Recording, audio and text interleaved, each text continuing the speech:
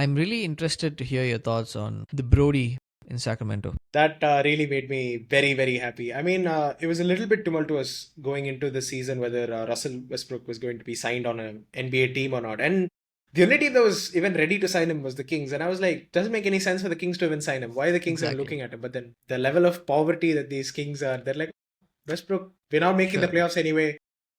Sure. Hashtag why not? Yeah, that pretty much sums it up.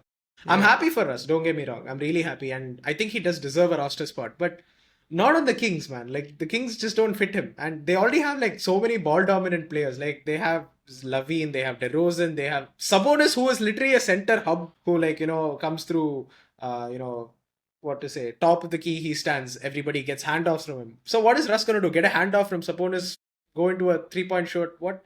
This And just makes no even sense. they also have Dennis Schroeder. Oh yeah, yeah. I And now don't know another great who. offseason addition. Yeah.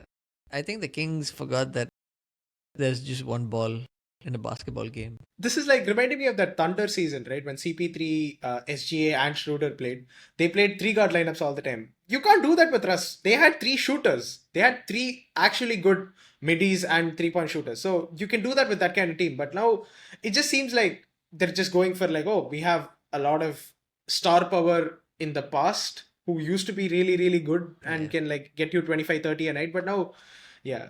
Lavine is having a really great start to the season though. See, like I said, Zach Levine has been showing flashes of brilliance, but consistency is the main issue.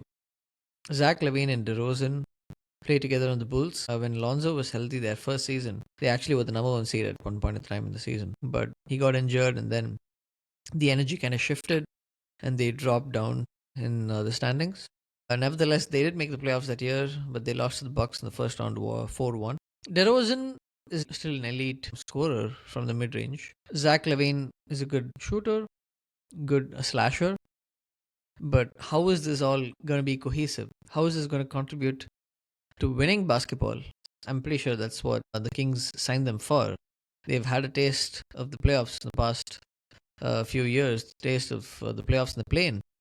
And I feel like they're definitely looking to at least get into the next step of at least going to the playoffs consistently. But it doesn't look that bright for them.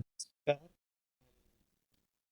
think Kings aside, few other notable traits that we can talk about are Horford going to Golden State, and I think this is significant because I feel like Golden State is now on its last legs. They really need a really send off season, in my opinion, for Steph Curry because Draymond's not getting any younger. Jimmy Butler's not getting any younger. And this is the core that they chose to build around when they traded Klay Thompson. And a big issue for Golden State is they were never able to go big. They always had to play a small ball lineup and worry about whether some other team can outmatch Draymond Green, which happened last year in the playoffs when Steven Adams was playing and GSW just didn't have the strength to out rebound Steven Adams. So I think this year and the next year, I think, are championship and bust seasons for the Warriors because other than that, how else do you maximize Steph Curry?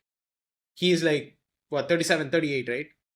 Yeah, 37. So See, I while I understand that it's kind of going towards the end for Steph Curry, I definitely know that this is not the last season. of his prime, don't you think that these two seasons will be the best that you have to maximize? Because after that, I feel they will regress and they might not be able to keep the same core together, at least, right? They might have to pivot to a younger star. Like, just look at the Kuminga situation. They had to worry so much about his contract because they were worried about how to maximize this core right now for Steph. Yeah, If not, I feel like they could have just signed Kuminga and then even kept Jordan Poole, in my opinion. I mean, that had a different. that was never going to happen. Jordan Poole was never going to be on the Warriors. It's a miracle that he was, even after they had the fight. He was on that team for one whole year. They lost to the Lakers in the playoffs that year, 2023. It's kind of weird how they had to break it up the very season after they won a championship. It's kind of sad.